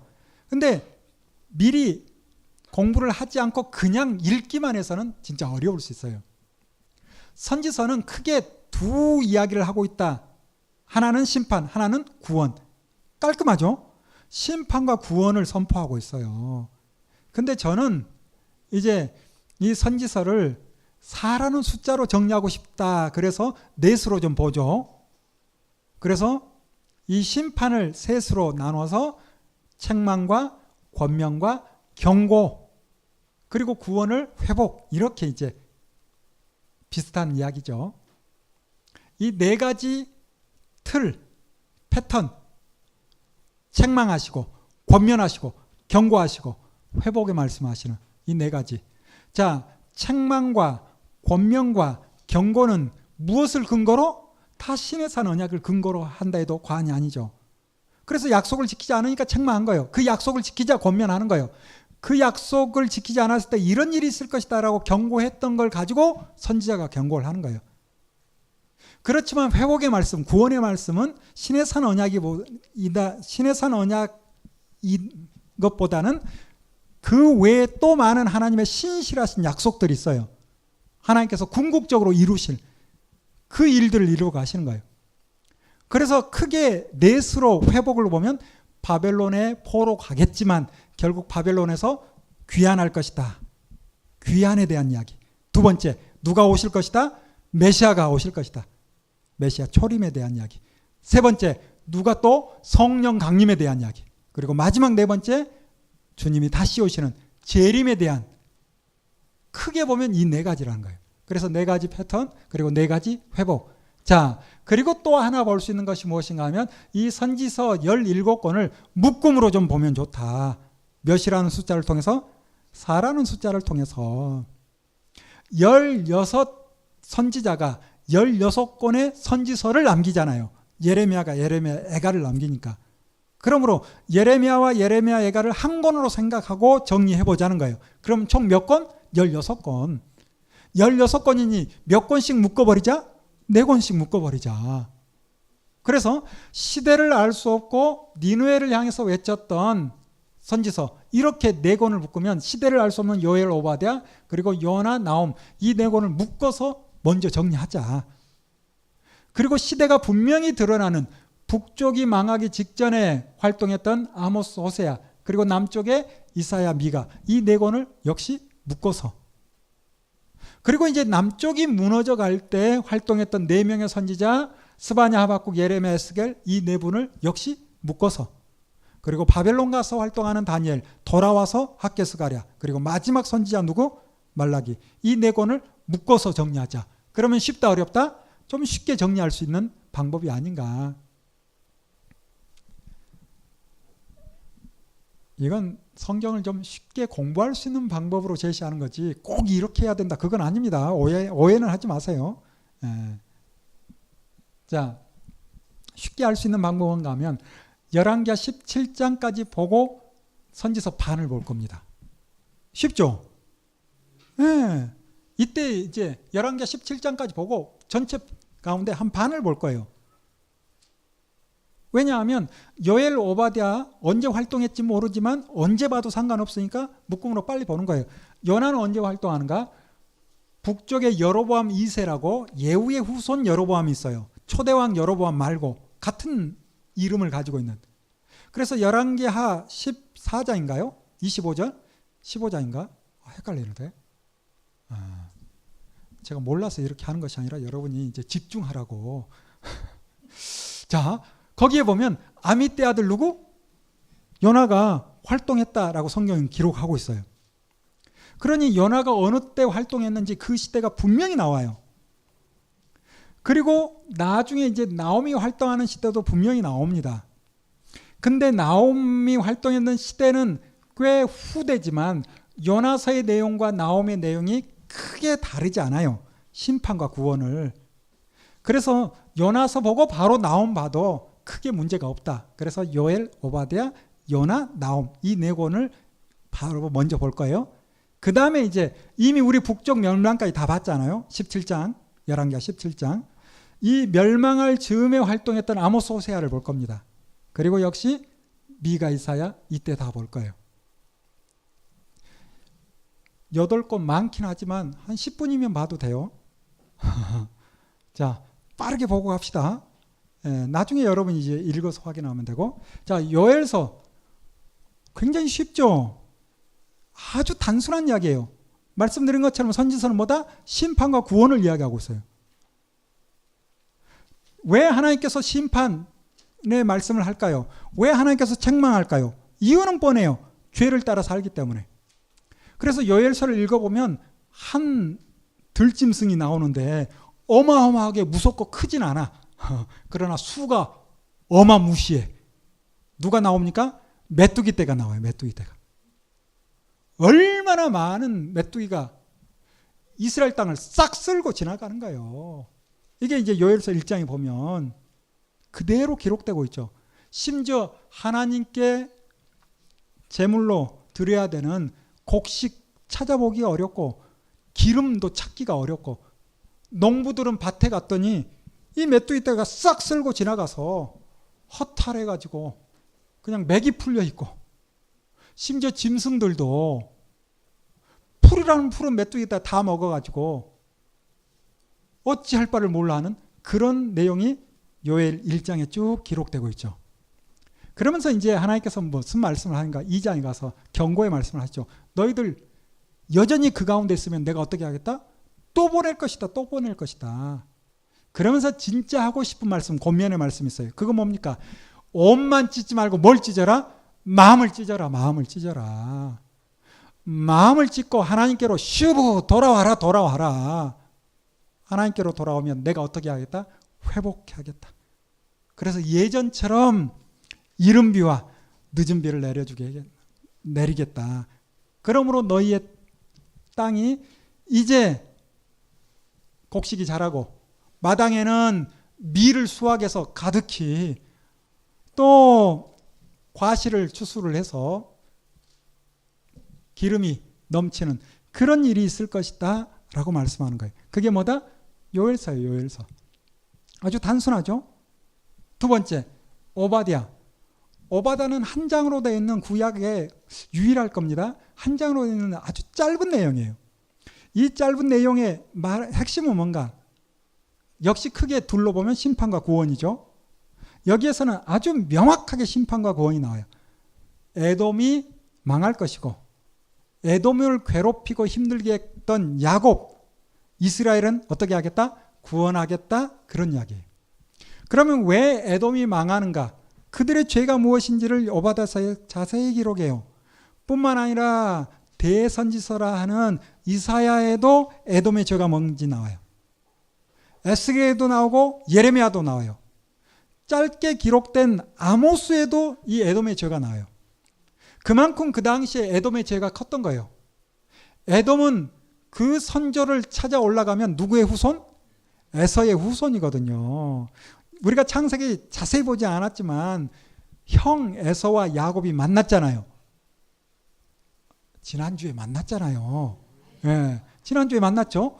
그래서 형과 동생이 만나서 아버지 이삭에게 가야 되는데 에서는 어디로 가버렸다? 세일산으로 갔다. 성경 기록하잖아요. 그 세일산이 이스라엘의 남쪽, 이 사해 남쪽 주변에 있는 산이 바로 세일산이에요. 거기에 에서의 후손, 에서의 별명을 따라 에돔족, 에돔 민족 이렇게 부르거든요. 그들이 그 땅에 살면서 온갖 악한 짓들을 하는 거라. 심지어 이스라엘 땅에 어떤 어려움이 있으면 같은 후손을 통해서 나라가 세워졌으니까 도와줘야 될 텐데 도와주지 못할 망정 가서 어떻게 하는가? 뭐 더 훔쳐갈 거 없나? 오, 저 사람 쓸만한데 잡아서 포로로 팔고 이런 악한 짓을 한 거예요. 누가? 에돔이. 에돔이 얼마나 악한 짓을 했는지 꼭 마지막 때 세상을 하나님께서 심판하실 텐데 마지막 하나님이 세상을 심판할 때 미리 보여주는 샘플처럼 에돔의 멸망을 여러 선지서서 이야기를 해요. 그 땅에 더 이상 사람이 살지 않는 땅이 될 것이다. 근데 실제 에돔은 역사상에 완전히 사라졌어요. 그래서 지금 에돔의 후손이 누군가 찾아보기가 어려워요. 에돔, 모압, 암몬, 트랜스 요르단, 지금 요르단 남부 세일산 그쪽에 에돔 족속들이 있었는데 그들을 지금은 찾아보기 어려운 이런 내용이 오바댜예요. 그래서 에돔은 망할 것이고 하나님께서 야곱은, 이스라엘은 회복할 것이다 라는 내용이죠. 세 번째, 요나서. 요나서는 뭐 너무도 잘 알고 있어서, 예. 물고기 뱃속에 들어간 거, 예, 그렇죠. 나왔어요. 아침에 인터넷 잠깐 보니까, 맞아, 그렇죠. 그래서 이게 진짜 실제 물고기 뱃속에 들어가 있다가 그 고래를 잡아서 배를 갈랐는데 열 몇 시간인가요? 거기 있다가 살아남은 사람도 있대요. 그 사람이 요나는 아닌데. 뭐 그런 일이 있었기 때문에 믿고 없으면 못 믿고 이건 아닌데. 자, 중요한 것은 하나님께서 니느웨를 통해서 하실 일이 있기 때문에 요나를 보내요. 그런데 요나가 안 가고 싶어가지고 결국 가서 외쳤더니 그 땅 사람들이 어떻게 했다? 회개했답니다. 우리가 이제 요나서 3장을 통해서 회개가 무엇인지 좀 제대로 읽어내야 돼요. 앞부분에 쭉 보면 그 땅 사람들이 다 금식하죠. 잿더미에 앉아서 막 티끌을 날려요. 옷을 찢어요. 이것만 금식으로 보면 안 됩니다. 요나서 3장 10절인가요? 12절인가? 뒤쪽에 보면 아주 구체적으로 회개가 무엇인지 나오는데 하나님께서 그들이 행한 것, 곧 그 악한 길에서 어떻게 한 것을 보시고 돌이킨 것을 보시고 내리기로 했던 재앙을 내리지 않았더라. 이렇게 나와요. 우리가 이 말씀이 없으면 하나님께서 그들이 행한 것 그걸 보시고 용서하셨다. 그러면 하나님 앞에 기도하고 금식하고 회개 눈물을 흘리면 하나님께서 용서하시는구나. 물론 그럴 수도 있어요. 그런데 요나서에 아주 구체적으로 그들이 행한 것, 곧 그것이 무엇인지 구체적으로 이야기해요. 그들이 행한 악한 길에서 어떻게 하시고 슈브 돌이키고 돌아서고 그랬을 때 하나님께서 용서하신다는 거예요. 교리적으로 맞는지 모르겠지만 저는 이런 생각이 들어요. 믿음이 뭘까 생각하면 우리의 삶의 방향을 완전히 바꾼 게 저는 믿음이다. 어떤 사람들은 그래요. 자기 욕심을 따라 그냥 습관적으로 교회는 오면서 삶의 주인은 자기야. 그러면서 그렇게 살아가. 그래서 생각하는 거나 삶의 행태가 세상적이야. 근데 교회는 나오는 팔당교회 말고 저기 어떤 교회에 그런 사람이 있어. 근데 한 번씩 설교가 들려. 그래서 회개하라 하니까 가던 길을 멈추고 한번 쳐다는 봐. 돌이키진 않고. 그리고 아이고 내가 잘못하고 있나? 뭐 이래. 그리고는 또 자기 가는 길을 가. 이게 과연 회개한 삶일까? 이게 믿음일까? 좀 고민을 해볼 필요가 있다고 봐요. 회개는 뭘까? 삶의 주인이 자기였던 것이 하나님의 말씀을 통해서 하나님의 은혜로, 하나님의 전적인 은혜로 삶의 방향이 변했어요. 그래서 내 뜻을 따라, 내 욕심을 따라 사는 것이 아니라 주님의 뜻이 무엇인가 생각하고 주님의 뜻을 따라 사는 거예요. 그렇다 해서 완벽하게 살지도 못해. 저기까지 가야 되는데 이제 반걸음 내딛었어. 그렇지만 방향은 어디로 향했어요? 하나님께로 향했어요. 왜? 슈브 돌아온 거거든요. 완전히 돌이켰거든요. 살다 보면 쉽지 않아서 한 번씩 세상을 보기도 해. 그러나 몸은 돌린다 돌리지 않는다? 돌리지 않아. 왜? 내 삶의 주인은 누구기 때문에? 하나님이시기 때문에. 그 사람이 믿음의 사람이 아닐까요? 그 사람은 완전하진 않지만 그래도 삶의 현장에서 하나님의 말씀을 따라 살려고 몸부림쳐. 몸부림치고만 말 수도 있겠지만 어쨌든 그 사람을 하나님께서 하나님의 사람이라고 하지 않을까요? 그래서 우리가 요나서를 통해서 이방 사람들도 하나님께서 재앙을 내리지 않고 그들을 받아줍니다. 그게 뭘까? 단지 기도하고 금식하고 여기에 머무는 것이 아니라 그것도 해야 되겠지만 그들의 삶의 행태를 완전히 바꾸는 거예요. 그동안 했던 악한 길에서 어떻게 하는 거예요? 슈브 돌이키는 거예요. 떠나는 거예요. 그래서 방향이 완전히 바뀐 거예요. 이때 하나님께서 재앙을 내리지 않고 그들을 받으시는 거죠. 그래서 아수를 통해서 지금 우리가 열왕기하 16장 17장 보는 것처럼 어떤 일을 하세요. 이사야 10장을 보면 하나님께서 왜 아수르를 들어서 사용하는가, 그 하나님의 하실 일이 명확히 나와요. 이사야 10장 6절에. 와, 대단한 걸 외우고 있죠. 오늘 설교하고 왔거든요. 그 부분을 딱 설교하고 왔거든요. 거기 보니까 하나님께서 아수르를 내가 들어 쓰는 이유는 아수르를 통해서 경건치 않은 나라들을 혼내주려고, 경건하지 않는 나라들, 죄로 물든 나라를 심판하기 위해서 누구를 든 거예요? 아수르라는, 쉽게 말하면 몽둥이를 든 거예요. 하나님께서. 그 몽둥이는 누구예요? 아수르예요. 아수르. 그래서 아수르를 들어서 하나님께서 이 잘못된 나라를 정신 차리게 하는 거예요. 북이스라엘도 살짝 때린 거죠. 근데 이제 아수르가 처음에는 이렇게 요나서를 통해서 돌이켰지만 얼마 지나고 또 한 세대가 지나면 그때도 잘할까요? 또 그렇지도 않아. 그때 또 우쭐해지는 거예요. 교만해지는 거예요. 그래서 어떻게 하는가? 자기 뜻을 따라 해요. 사실 이런 문제는 아수르의 문제만이 아니라 이스라엘도 마찬가지죠. 여러분 신명기 모세 설교를 쭉 읽어보세요. 그 가운데 이제 하나님의 마음이 드러나는데 8장, 신명기 8장쯤 가서 하나님께서 그런 말씀하세요. 광야 생활을 보면서 이들이 언제까지 이 땅, 이 광야에서 힘들겠다. 내가 저 적과 꿀이 흐르는 삼삼한 땅, 그 땅에 들어가게 해야 될 텐데. 그런데 사실 하나 염려되는 거 있다. 막상 가나안 땅 들어가게 해서 그들이 먹고 살만하고 배부르면 어떻게 할 텐데? 나를 버릴 텐데. 이게 또 하나님의 염려야. 그렇죠? 어려움이 있으면 그 어려움 때문에 하나님을 붙들긴 해. 그렇다고 하나님께서 그 어려움을 계속 줄 수 있다 없다? 그럴 수 없는 거지, 사랑하니까. 나를 붙들면 그 어려움을 해결해 주세요, 하나님께서. 근데 해결해 주면 하나님 감사합니다 잠깐 그러더니 바로 또 죄 가운데 사는 거예요. 이게 정말 하나님으로서도 염려야, 어려움이래. 이스라엘 민족도 그렇듯이 여기 아수르도 느느웨 사람들도 그럴까요, 그렇지 않을까요? 똑같은 거예요.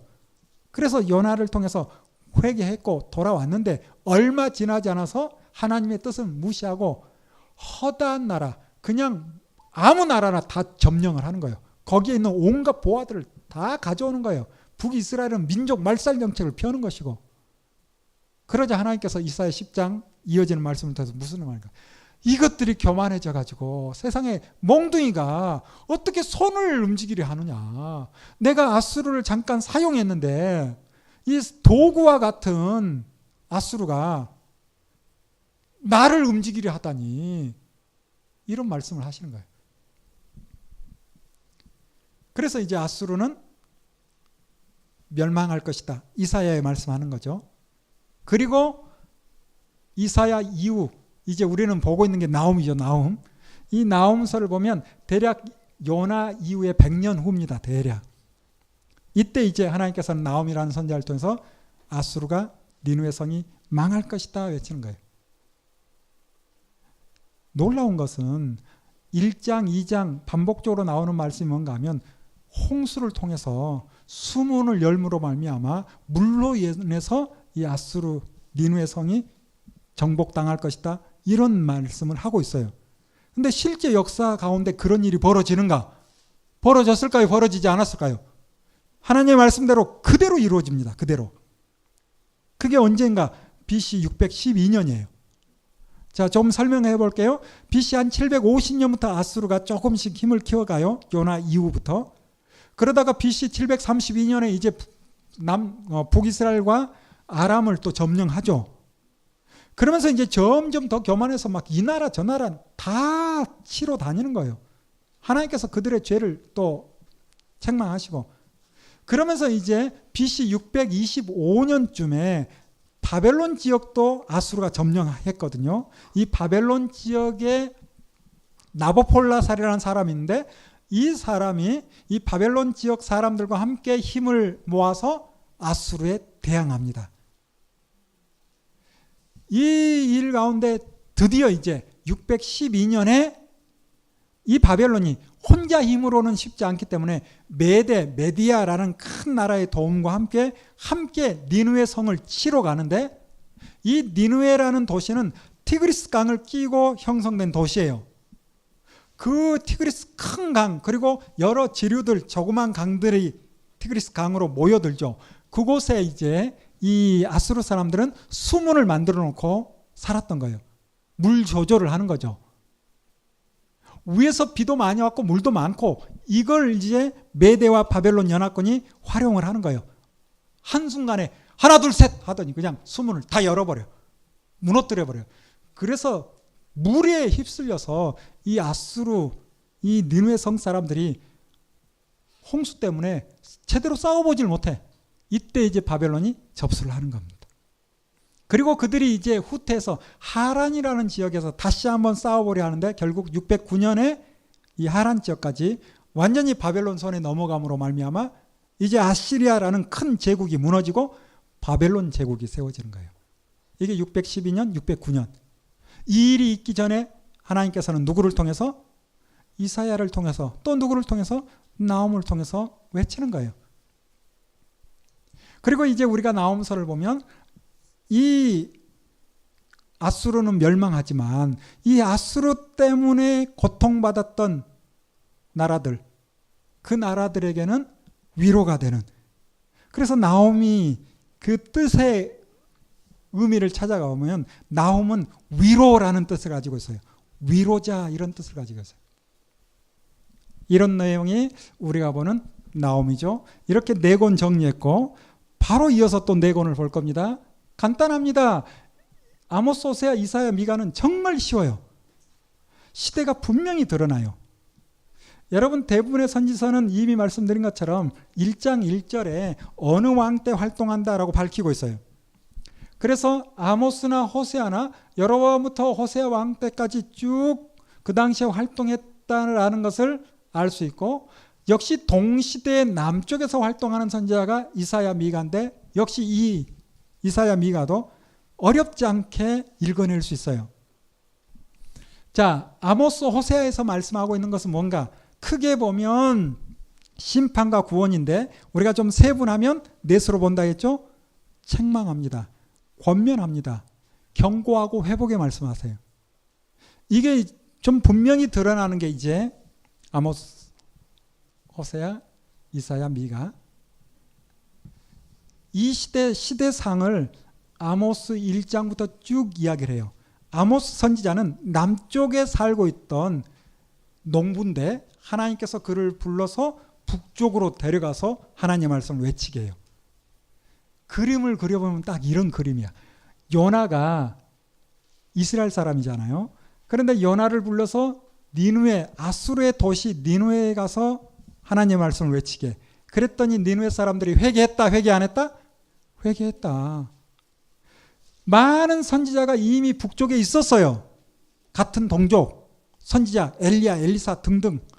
그들이 하나님의 말씀을 외쳤을 때 들었다, 듣지 않았다? 듣지 않았거든요. 요나도 아마 니느웨 갔다 와서 북쪽에서 외쳤을 거야. 근데 들었다, 듣지 않았다? 듣지 않았다. 꼭 그림을 그려보면 니느웨가 이방 사람이 와서 외쳤듯이 이 북이스라엘도 남쪽 사람이 가서 외치면 좀 듣지 않을까? 약간 이런 느낌도. 그래서 이제 남쪽에 사는 누구? 아모스가 북쪽에 올라와서 외치는 거예요. 뭐라고 외치는가? 처음부터 그들의 죄를 지적하는 것이 아니라 주변 나라 죄가 무엇인지, 다메섹의 죄가 무엇인지, 두로의 죄가 무엇인지, 심지어 남쪽 유다 땅의 죄가 무엇인지 외치는 거예요. 이 이야기를 듣는 북이스라엘 사람들이 자기들의 죄도 생각해야죠. 근데 분위기가 꼭 그렇지 않은 것 같아. 그놈들 죄 가운데 있으니 망하는 게 당연하지. 이런 분위기야. 이때 이제 아모스가 짧게 주변 나라의 죄는 외치고 아주 길게 북이스라엘의 죄가 무엇인지를 외치는 거예요. 죄가 무엇인가 크게 둘러보면 돼요. 첫 번째, 그들은 돈만 밝히는 거예요. 돈만. 돈이 최고야. 그래서 성경대로 보면 가난한 자의 머리에 티끌까지도 다 많은 시대. 오직 돈, 자본주의, 자본주의. 나만 잘 먹고 잘 사는 거. 오직 돈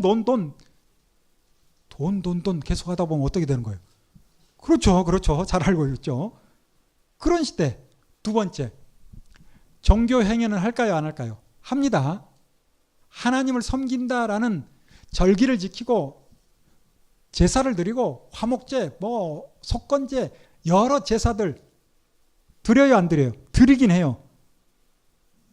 그런데 그게 하나님의 뜻과 상관없이 그냥 형식적인 종교 행위만 하는 거예요. 이 두 가지 대표적인 죄가 북이스라엘의 모습입니다. 그 시대가 그래요. 근데 이 모습이 남쪽은 다를까요? 남쪽도 크게 다르지 않아요. 자, 또 좀 이야기를 해봅시다. 선지서에 기록하고 있는 그 시대상이 지금은 없나요? 우리는 괜찮나요? 왜 기록에 남겨서 오고 오는 세대 계속 보게 할까요? 그때나 지금이나 크게 다르지 않을 수 있거든요. 우리가 돈을 무시할 수는 없는 거죠. 없으면 살 수 없으니까. 그런데 돈 자체가 목적이 되면 안 되잖아요. 이거 참 미묘합니다. 우리가 돈보다 하나님을 사랑한다 말은 그렇게 하지만 진짠가요? 그냥 1대1로 한번 이야기를 해볼까요? 그러면 저는 당할 거예요. 저도 잘 모르겠어. 참 어려운 문제야.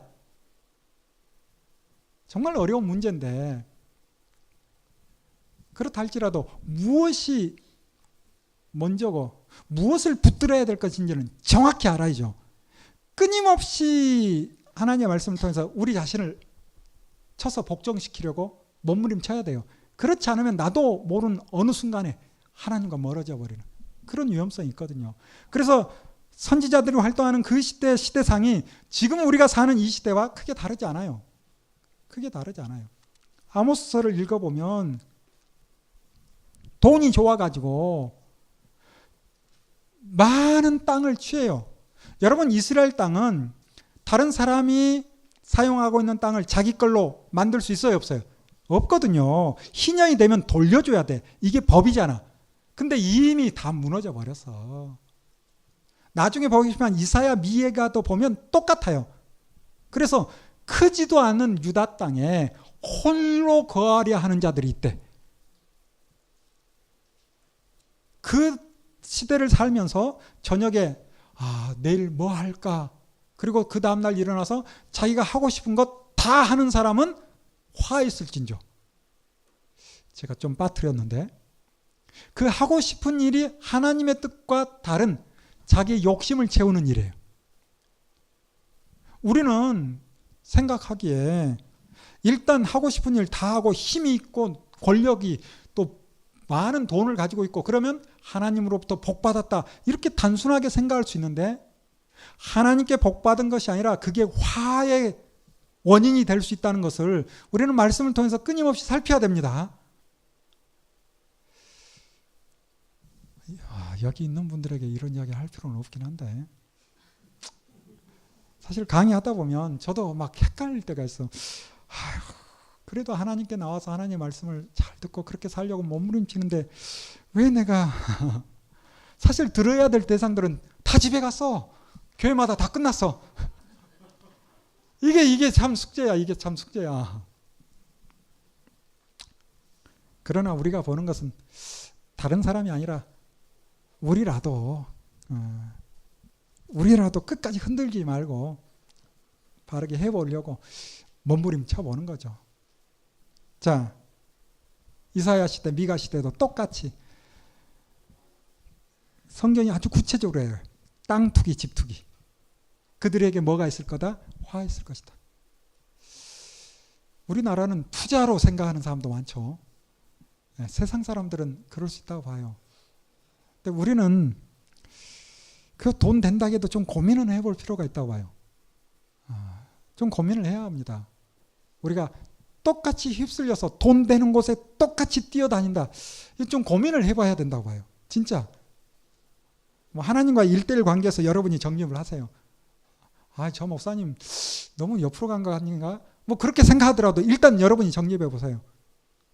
과연 내가 하고 있는 이 일이 하나님 보시기에 아름다운 일인가? 끊임없이 고민해야 돼요.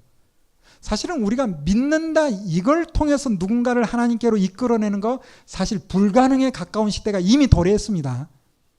실은 예수님 당시에도 그랬어요. 그래서 예수님께서 설교하시잖아요. 너희들의 무엇을 통해서 착한 행실을 통해서 믿지 않는 자들이 하나님을 알게 하라. 이게 예수님의 설교의 핵심이에요. 산상수훈에. 교리적으로 내가 믿고 있기 때문에 다른 사람을 하나님께로 안 된다니까요. 결국 우리의 능력, 우리의 힘은 뭡니까? 세상 사람과 뭔가 좀 달라버려야 돼요. 우리의 사고 자체가 세상 사람과 달라야 돼요. 처음에 사람들은 그럴 거예요. 아이고 저 멍청한 사람, 그 돈 불릴 수 있는 좋은 방법이 있는데 그런 사람 많을 거라. 근데 그 방법이 과연 하나님께서 기뻐하시는 방법인가 좀 고민해야 돼요. 고민해야 돼요. 진짜 고민해야 돼요. 이거 정말 어려운 문제입니다.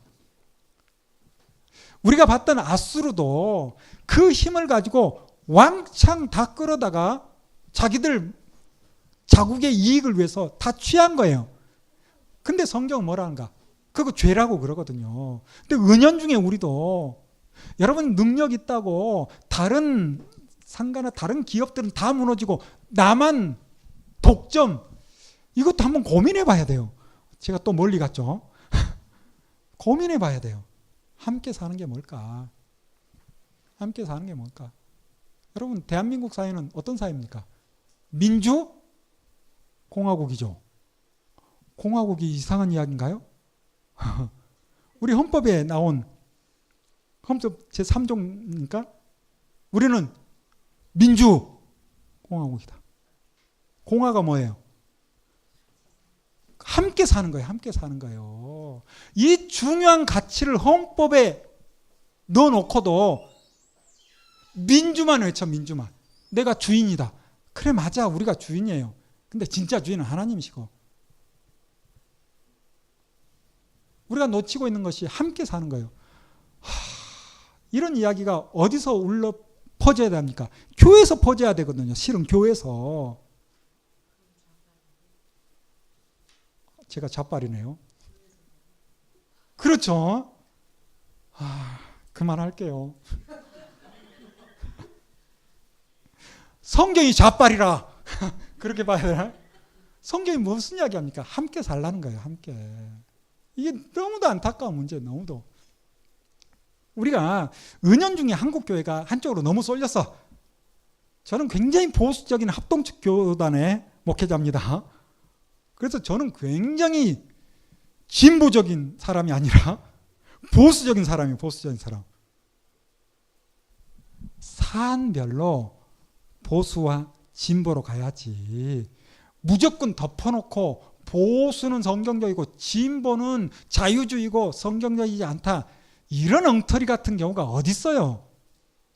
사안별로 접근을 하는 거예요. 사안별로. 성경을 근거로 아무리 좌빨이 나쁜 짓을 해도 어떤 한 문제는 정말 성경적이다 하면 지지해 주는 거예요. 박수 쳐주는 거예요. 그렇죠? 보수 꼴통이 마음에 안 들어도 진짜 어떤 한 법안을 냈는데 이건 정말 성경적이다 하면 마음에 안 들어도, 그 집단이 마음에 안 들어도 그 법안은 우리가 힘을 실어줘야 되는 거예요. 왜? 우리는 하나님의 자녀니까.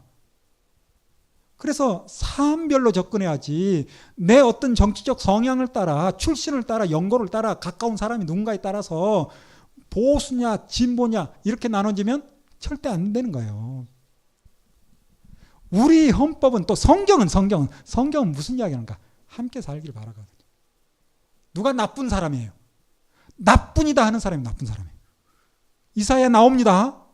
세상에 나밖에 없다. 나뿐이다. 그 사람들이 나쁜 사람이에요.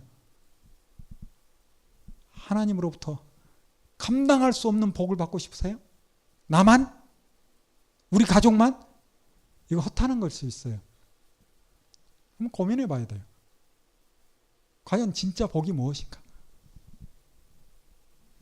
정말 안타까우시는 하나님이 지금 북이스라엘이나 남유다나 그들의 삶의 행태를 보니까 하나님은 섬겨요. 여러분 읽어보세요. 나중에 한꺼번에 4권을 다 읽어보세요. 이사야에도 그런 이야기예요. 너희들이 수많은 재물을 가지고 나오는데 내가 그거 받겠다 받지 않겠다? 받지 않겠다. 그 많은 재물이 무슨 유익이 되느냐? 아모스도 마찬가지예요. 하나님 앞에 재물 드립니다. 번제와 절기와 찬양이 넘쳐난다. 성경이 그대로 나와요. 비파소리 등등. 그렇게 하나님께 절기를 지키고 안식일을 지키고 하나님을 찬양하고 하지만 하나님께서 말하는 것은 뭔가? 그것 다 때려쳐라. 왜? 삶이 뒷받침되지 않는데 내가 진짜 원하는 것은 이 사회가 어떤 사회가 되길 바란다? 정의로운 사회가 되길 바란다. 정의로운 사회가 돼야 된다. 이렇게 외치고 있어요. 아모스를 보세요. 호세아를 보세요. 이사야를 보세요. 미가를 보세요. 같은 시대다 보니 똑같은 이야기를 해요. 다른 이야기가 아니에요. 같은 이야기를 하는 거예요. 어떤 사회를 만들어라? 정의로운 사회를 만들어라. 체닥하. 하나님께서 꿈꾸는 사회는 뭔가? 하나님의 법이 흐르는. 그 하나님의 법은 무엇이다? 출애굽기 20장부터 23장이라니까요. 그 사회가 어떤 사회일까요? 정의로운 사회예요. 그 법을 누가 주었기 때문에? 정의로우신 하나님이 주셨기 때문에. 그래서 우리가 하나님을 생각할 때 하나님을 표현하는 여러 단어가 나옵니다. 그 대표적인 게 저는 2가지를 끌어내면 하나는 헤세드예요. 사랑의 하나님. 2번째는 체다카, 공의의 하나님, 정의의 하나님이에요. 무엇이 정의인가요? 여러분 각각의 정의를 생각할 거예요. 그러나 이거 일단 내려놓고 성경이 말하는 정의가 무엇을 봐야 돼? 정의는 뭡니까? 옳고 그름이죠. 옳은 게 뭐예요? 출애굽기 20장부터 23장을 따라 사는 게 옳은 거라니까요. 어렵게 생각할 필요 하나도 없어요. 그렇게 사는 게 옳은 거고 정의로운 거예요. 더 멋지게 살고 싶다. 예수님의 설교 마태복음 5장부터 7장까지 그렇게 사는 게 정의로운 거예요. 마태복음으로 와버려서 예수님의 말씀을 듣다 보니까 이건 진짜 어렵잖아. 오리를 가자면 심리 갈 수 있어요? 겉옷 달라는데 속옷까지 줄래요? 예수님의 그 말씀은 아직은 어렵다 할지라도 최소한 기본적으로 무엇은 하자? 출애굽기 20장부터 23장 이 정도는 해내자. 여러분 하고 있을 것이고 그 이상 하는 분 많을 거라 나는 봅니다. 진짜. 이게 정의로운 거예요. 이 정의가 땅에 떨어졌어요. 이스라엘 사회에. 그래서 의를 따라 사는 것이 아니라 다 이를 따라 사는 거예요. 이익을 따라 사는 거예요. 그 시대. 그러나 꼭 그 시대만이 아니라 지금도 그렇죠. 그래서 지금 젊은이들이 정의가 뭔지 잘 몰라. 옳고 그름이 아니라 이익이 있는가? 나에게 이로운가? 그게 정의야. 나에게 손해면 정의롭지가 않아. 혹시 여러분도 그런 생각 있지 않아요?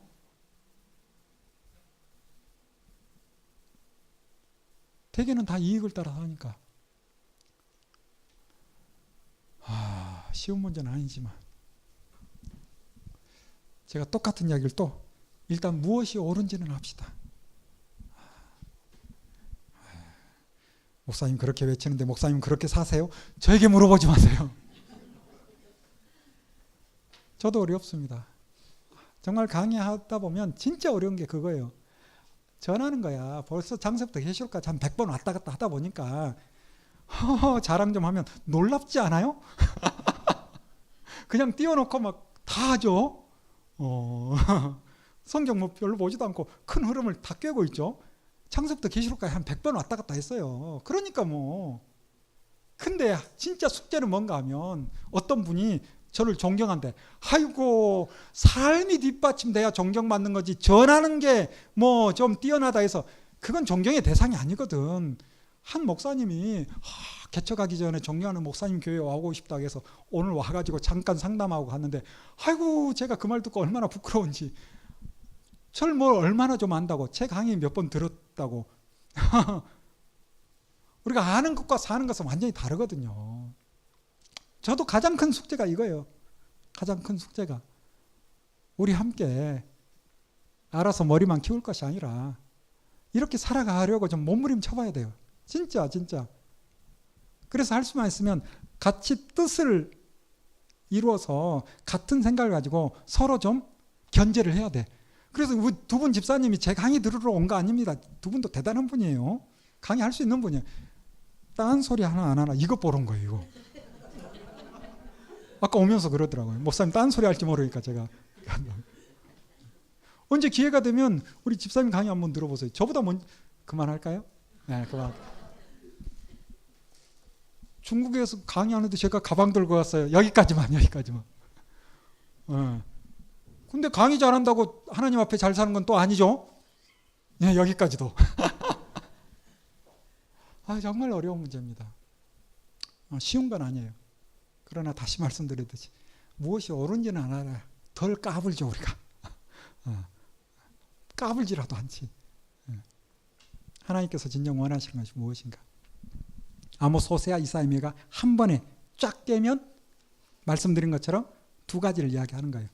왜 돈만 밝히고 왜 형식적인 종교 행위를 하느냐 이런 이야기를 해요.